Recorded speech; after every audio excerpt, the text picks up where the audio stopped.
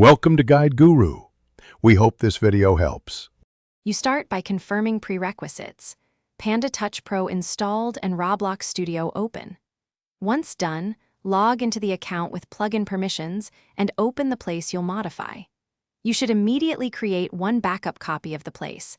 This prevents data loss if something goes wrong.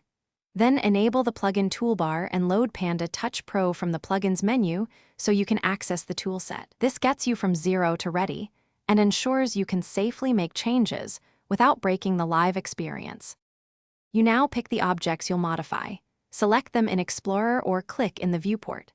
Next, set Panda Touch Pro parameters, sensitivity, radius, and mode such as paint, erase, or modify, because those values determine precision and performance. Make incremental changes and use preview mode. This shows the result without committing it.